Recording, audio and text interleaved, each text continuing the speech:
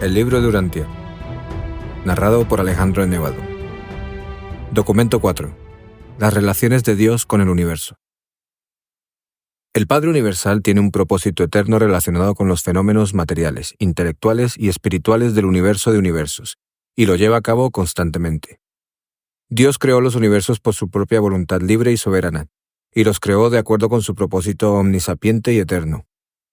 Es dudoso que nadie, salvo las deidades del paraíso y sus asociados más elevados, sepa realmente mucho sobre el propósito eterno de Dios. Incluso los ciudadanos elevados del paraíso tienen opiniones muy diversas acerca de la naturaleza del propósito eterno de las deidades. Es fácil deducir que al crear el perfecto universo central de Jabona, el propósito era satisfacer puramente la naturaleza divina. Jabona puede servir como una creación modelo para todos los demás universos, y como escuela final para los peregrinos del tiempo en su camino hacia el paraíso. Sin embargo, esta creación celestial debe existir principalmente para el placer y la satisfacción de los creadores perfectos e infinitos. El plan asombroso para perfeccionar a los mortales evolutivos, y después de que han alcanzado el paraíso y el cuerpo de la finalidad, proporcionarles una formación adicional con vistas a un trabajo futuro no revelado, parece ser actualmente uno de los intereses principales de los 7 superuniversos y de sus numerosas subdivisiones. Pero este programa de ascensión para espiritualizar y educar a los mortales del tiempo y del espacio no es de ninguna manera la ocupación exclusiva de las inteligencias del universo. Existen en verdad otras muchas tareas fascinantes que ocupan el tiempo y reclutan las energías de las huestes celestiales. 1. La actitud del Padre hacia el universo. Durante siglos, los habitantes de Urantia no han comprendido la providencia de Dios. En vuestro mundo existe una providencia de elaboración divina, pero no se trata del ministerio infantil, arbitrario y material que muchos mortales han concebido. La providencia de Dios consiste en las actividades entrelazadas de los seres celestiales y de los espíritus divinos que, de acuerdo con la ley cósmica, trabajan sin cesar por el honor de Dios y por el progreso espiritual de sus hijos del universo. ¿No podéis elevar vuestro concepto sobre las relaciones de Dios con el hombre hasta el punto de reconocer que la consigna del universo es el progreso? La raza humana ha luchado durante largas épocas para alcanzar su estado actual. A lo largo de todos estos milenios, la providencia ha estado realizando el plan de la evolución progresiva. Estas dos ideas no son opuestas en la práctica, sino únicamente en los conceptos erróneos del hombre. La providencia divina no se opone nunca al verdadero progreso humano, ya sea temporal o espiritual. La providencia está siempre de acuerdo con la naturaleza perfecta e invariable del legislador supremo. Dios es fiel, y todos sus mandamientos son justos. Su fidelidad está establecida en los mismos cielos. Oh Señor, tu palabra está establecida para siempre en los cielos. Tu fidelidad es para todas las generaciones. Has establecido la tierra y ésta permanece. Él es un creador fiel. Las fuerzas y las personalidades que el Padre puede utilizar para hacer respetar su propósito y sostener a sus criaturas no tienen límites. El Dios eterno es nuestro refugio, y por debajo están sus brazos eternos. Aquel que habita en el lugar secreto del Altísimo permanecerá bajo la sombra del Todopoderoso. Mirad, aquel que nos cuida no dormitará ni se dormirá. Sabemos que todas las cosas trabajan unidas por el bien de aquellos que aman a Dios, porque los ojos del Señor están sobre los justos, y sus oídos están abiertos a sus oraciones. Dios sostiene todas las cosas con la palabra de su poder, y cuando nacen nuevos mundos, envía a sus hijos y esos mundos son creados. Dios no solamente crea, sino que los protege a todos. Dios sostiene constantemente todas las cosas materiales y a todos los seres espirituales. Los universos son eternamente estables. Existe una estabilidad en medio de una inestabilidad aparente. Existe un orden y una seguridad subyacentes en medio de las agitaciones energéticas y de los cataclismos físicos de los reinos cuajados de estrellas. El Padre Universal no se ha retirado de la dirección de los universos, no es una deidad inactiva. Si Dios se retirara como sostén actual de toda la creación, se produciría inmediatamente un derrumbamiento universal. Exceptuando a Dios, no existiría nada que pudiera calificarse de realidad. En este mismo momento, así como durante las épocas lejanas del pasado y en el eterno futuro, Dios continúa sosteniendo. El alcance divino se extiende por todo el círculo de la eternidad. Al universo no se le da cuerda como a un reloj para que ande durante cierto tiempo y luego deje de funcionar. Todas las cosas se renuevan constantemente. El Padre derrama sin cesar energía, luz y vida. El trabajo de Dios es tangible así como espiritual. Extiende el norte sobre el espacio vacío y cuelga la tierra en la nada. Un ser de mi orden es capaz de descubrir una armonía última y de detectar una coordinación trascendental y profunda en los asuntos rutinarios de la administración universal. Muchas cosas que parecen inconexas y fortuitas para la mente mortal aparecen ordenadas y constructivas para mi comprensión. Pero suceden muchas cosas en los universos que no comprendo plenamente. He estudiado durante mucho tiempo y estoy más o menos familiarizado con las fuerzas, las energías, las mentes, las morontias, los espíritus y las personalidades reconocidas de los universos locales y de los superuniversos. Tengo una comprensión general de cómo funcionan estos agentes y personalidades, y conozco íntimamente los trabajos de las inteligencias espirituales acreditadas del gran universo. A pesar de mi conocimiento de los fenómenos de los universos, me enfrento constantemente a reacciones cósmicas que no puedo comprender plenamente. Encuentro continuamente confabulaciones aparentemente fortuitas de interasociaciones de fuerzas, energías, intelectos y espíritus que no puedo explicar de manera satisfactoria. Soy enteramente competente para descubrir y analizar el funcionamiento de todos los fenómenos que se derivan directamente de la actividad del Padre Universal, del Hijo Eterno, del Espíritu Infinito y en gran medida de la Isla del Paraíso. Mi perplejidad aparece cuando me encuentro con lo que parece ser la actuación de sus misteriosos coordinados, los tres absolutos de potencialidad. Estos absolutos parecen reemplazar la materia, trascender la mente y sobrevenir al espíritu. Me siento constantemente confundido y a menudo perplejo debido a mi incapacidad para comprender estas complejas operaciones, que atribuyo a la presencia y a la actividad del absoluto incalificado, del absoluto de la deidad y del absoluto universal. Estos absolutos deben ser las presencias no plenamente reveladas fuera en el universo que, en lo referente a los fenómenos de la potencia espacial, función de otros superúltimos, hacen que a los físicos, a los filósofos e incluso a las personas religiosas les resulte imposible predecir con certeza de qué manera los orígenes primordiales de la fuerza, del concepto o del espíritu reaccionarán a unas demandas efectuadas en una situación de realidad compleja, que implican ajustes supremos y valores últimos. Existe también una unidad orgánica en los universos del tiempo y del espacio, que parece servir de base a toda la estructura de los acontecimientos cósmicos. Esta presencia viviente del Ser Supremo en evolución, esta inmanencia del incompleto proyectado, se manifiesta inexplicablemente de vez en cuando mediante lo que parece ser una coordinación asombrosamente fortuita de acontecimientos universales aparentemente no relacionados entre sí. Debe tratarse de la función de la providencia, el ámbito del Ser Supremo y del actor conjunto. Me inclino a creer que este extenso control, generalmente imposible de reconocer, que coordina e interasocia todas las fases y formas de la actividad universal, es el que hace que esta mezcla variada y en apariencia desesperadamente confusa de fenómenos físicos, mentales, morales y espirituales, trabaje tan infaliblemente para la gloria de Dios y para el bien de los hombres y de los ángeles.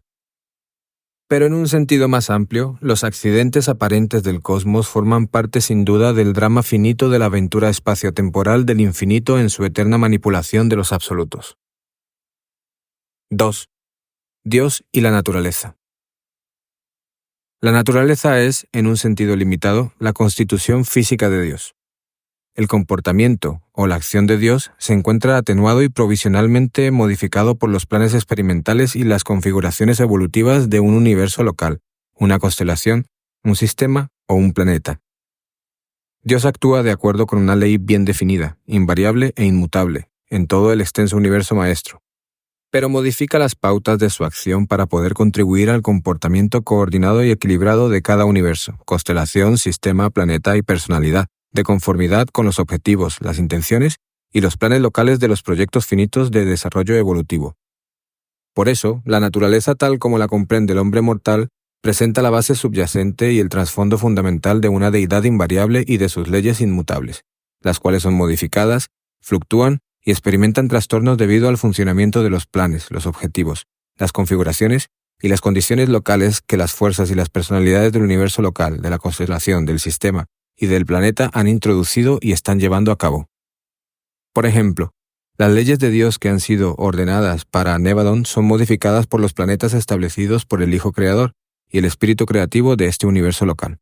Y además de todo esto, el funcionamiento de estas leyes ha sufrido la influencia adicional de los errores, las negligencias y las insurrecciones de ciertos seres residentes en vuestro planeta y que pertenecen a vuestro propio sistema planetario de Satania. La naturaleza es la resultante espaciotemporal de dos factores cósmicos. En primer lugar, la inmutabilidad, la perfección y la rectitud de la deidad del paraíso. Y en segundo lugar, los planes experimentales, los desatinos de ejecución, los errores insurreccionales, el desarrollo incompleto y la sabiduría imperfecta de las criaturas extraparadisíacas, desde las más elevadas hasta las más humildes. La naturaleza contiene por tanto un hilo de perfección uniforme, invariable, majestuoso y maravilloso, que proviene del círculo de la eternidad. Pero en cada universo, en cada planeta y en cada vida individual, esta naturaleza se encuentra modificada, atenuada y quizás desfigurada debido a los actos, los errores y las deslealtades de las criaturas de los sistemas y de los universos evolutivos. Por eso la naturaleza ha de estar siempre de humor cambiante, además de ser caprichosa, aunque en el fondo sea estable, y varíe de acuerdo con los procedimientos operativos de un universo local. La naturaleza es la perfección del paraíso, dividida por el estado incompleto, el mal y el pecado de los universos inacabados. Este cociente expresa así a la vez lo perfecto y lo parcial, lo eterno y lo temporal. La evolución continua modifica la naturaleza mediante el aumento del contenido de la perfección paradisíaca y la disminución del contenido del mal, del error y de la falta de armonía de la realidad relativa. Dios no está personalmente presente ni en la naturaleza ni en ninguna de las fuerzas de la naturaleza, porque el fenómeno de la naturaleza es la superposición de las imperfecciones de la evolución progresiva y, a veces, de las consecuencias de una rebelión insurreccional sobre los fundamentos paradisíacos de la ley universal de Dios. Tal como aparece en un mundo como Urantia, la naturaleza no puede ser nunca la expresión adecuada, la verdadera representación, el fiel retrato de un Dios omnisapiente e infinito. En vuestro mundo la naturaleza representa las leyes de la perfección, atenuadas por los planes evolutivos del universo local.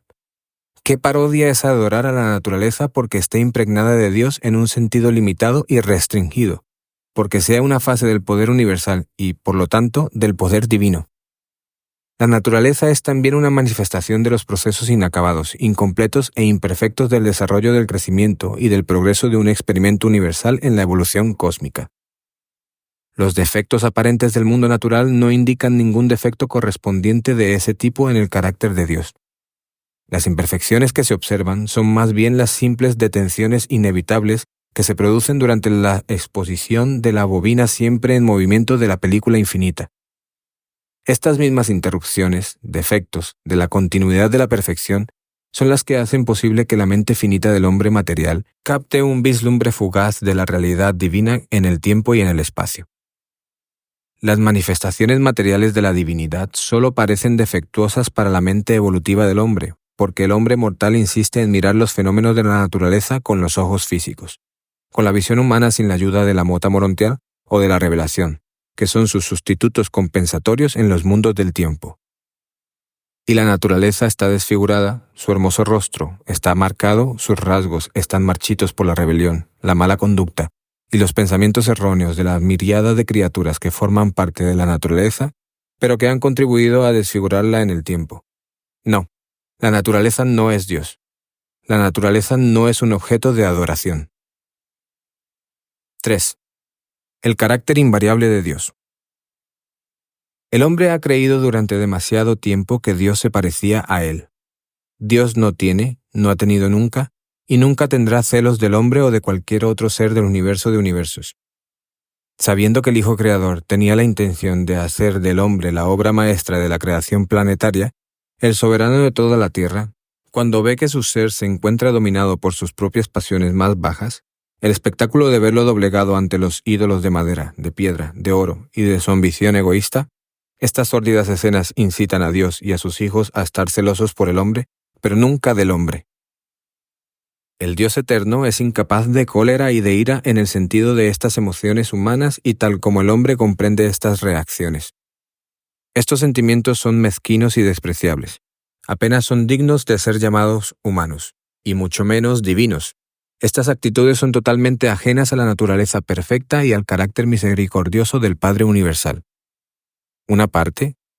Una gran parte de las dificultades que tienen los mortales de Urantia para comprender a Dios se debe a las consecuencias trascendentales de la rebelión de Lucifer y a la traición de Caligastia. En los mundos no aislados por el pecado, las razas evolutivas son capaces de hacerse unas ideas mucho mejores sobre el Padre Universal, sufren menos confusión, deformación y perversión en sus conceptos. Dios no se arrepiente de nada de lo que ha hecho antes, de lo que hace ahora o de lo que hará en un futuro. Es omnisapiente, así como omnipotente. La sabiduría del hombre surge de las pruebas y de los errores de la experiencia humana.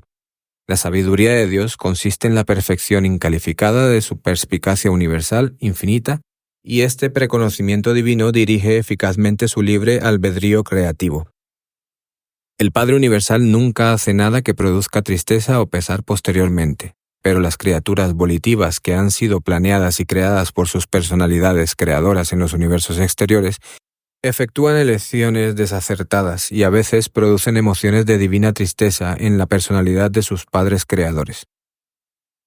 Pero aunque el Padre no comete errores, ni tiene apenas, ni experimenta tristezas, es un ser con un afecto de Padre, y su corazón se aflige indudablemente cuando sus hijos no logran alcanzar los niveles espirituales que son capaces de conseguir con la ayuda que les ha sido proporcionada tan abundantemente mediante los planes de consecución espiritual y las políticas universales para la ascensión de los mortales.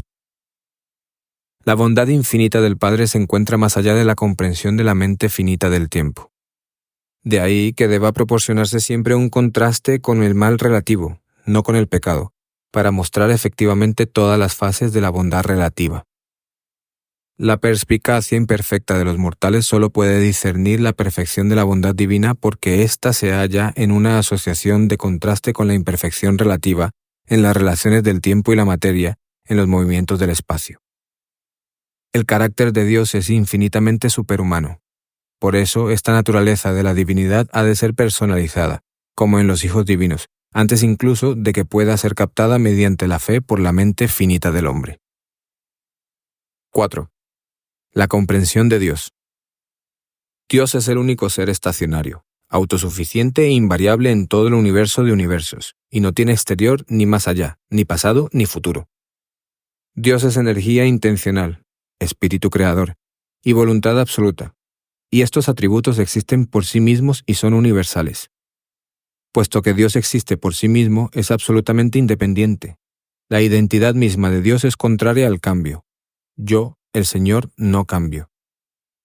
Dios es inmutable, pero hasta que no alcancéis el estado paradisíaco, ni siquiera podréis empezar a comprender cómo Dios puede pasar de la simplicidad a la complejidad, de la identidad a la variación, de la quietud al movimiento, de la infinidad a la finitud, de lo divino a lo humano, y de la unidad a la dualidad y a la triunidad.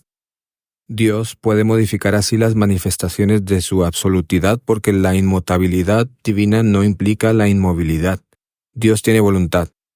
Él es voluntad.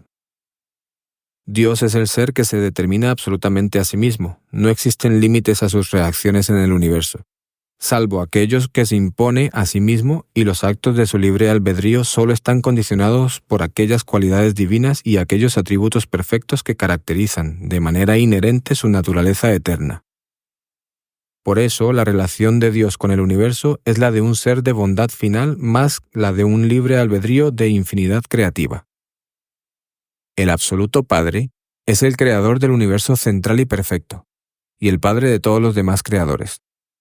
Dios comparte con el hombre y con los otros seres la personalidad, la bondad y otras muchas características, pero la infinidad de voluntad es solo suya.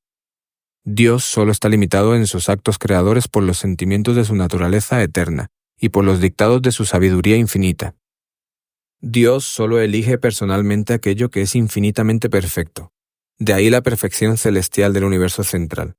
Y aunque los hijos creadores comparten plenamente su divinidad, e incluso algunas fases de su absolutidad, no están totalmente limitados por esa sabiduría final que dirige la voluntad infinita del Padre. En consecuencia, el libre albedrío creativo se vuelve incluso más activo, totalmente divino, y casi último, si no absoluto, en la orden de filiación de los Micael. El Padre es infinito y eterno, pero negar la posibilidad de que pueda limitarse voluntariamente a sí mismo equivale a negar el concepto mismo de su absolutidad volitiva. La absolutidad de Dios impregna cada uno de los 7 niveles de la realidad universal. La totalidad de esta naturaleza absoluta está sujeta a la relación entre el Creador y su familia universal de criaturas.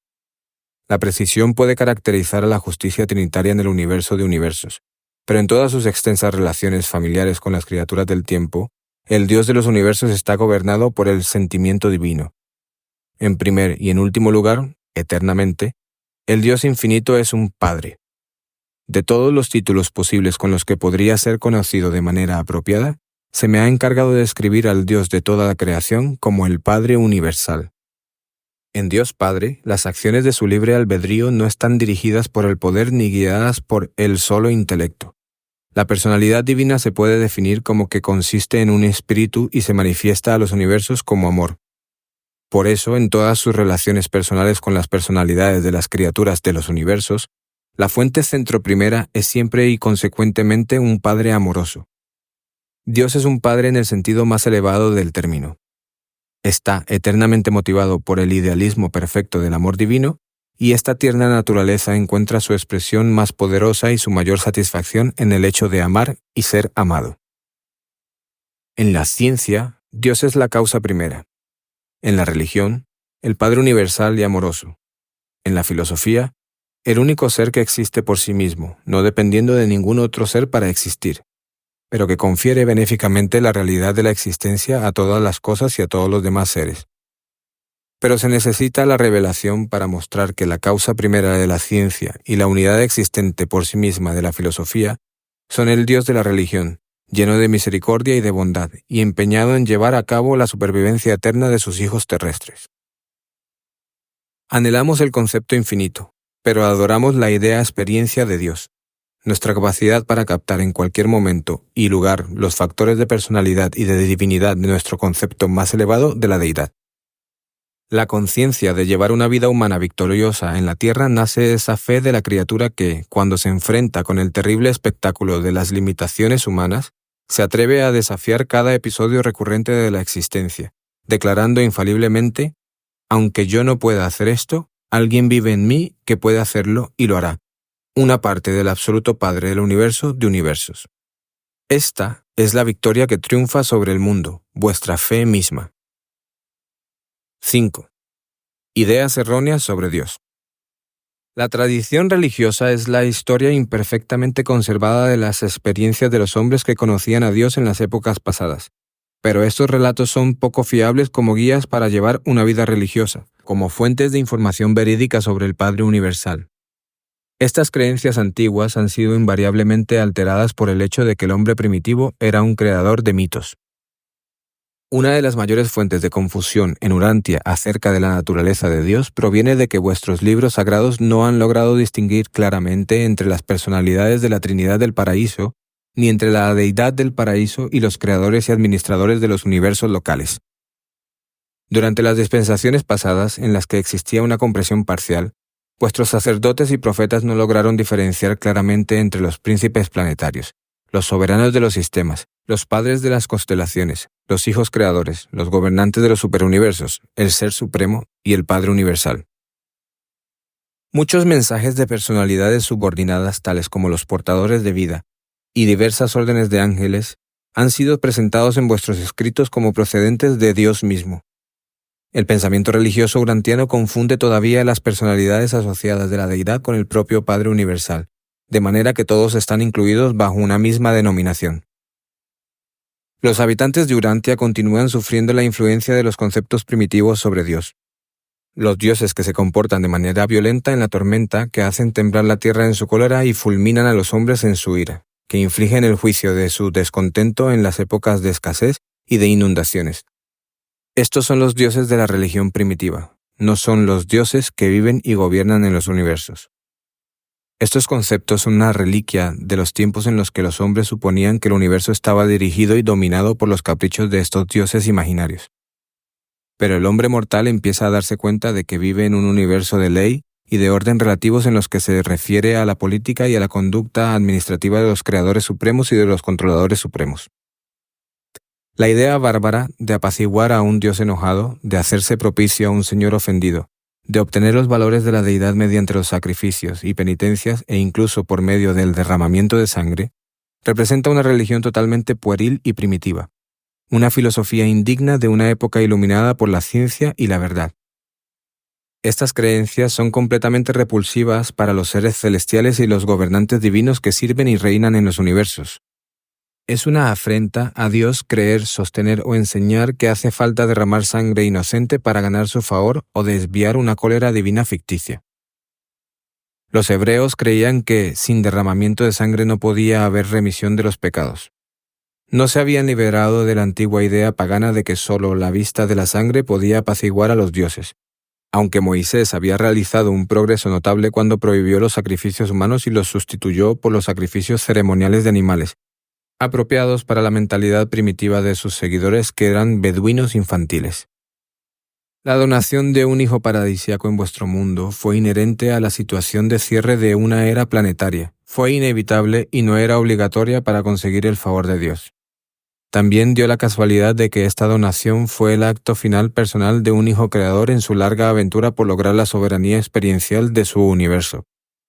La enseñanza de que el corazón paternal de Dios, en toda su frialdad y dureza austeras, era tan insensible a las desgracias y tristezas de sus criaturas que su tierna misericordia no podía manifestarse hasta que viera a su Hijo irreprochable sangrar y morir en la cruz del Calvario. ¡Qué parodia del carácter infinito de Dios! Pero los habitantes de Urantia han de encontrar la manera de liberarse de estos antiguos errores y de estas supersticiones paganas respecto a la naturaleza del Padre Universal. La revelación de la verdad sobre Dios está empezando a aparecer, y la raza humana está destinada a conocer al Padre Universal en toda esa belleza de carácter, y ese encanto de atributos que fueron tan magníficamente presentados por el Hijo Creador que residió en Urantia como Hijo del Hombre e Hijo de Dios. Presentado por un consejero divino de Ubersa.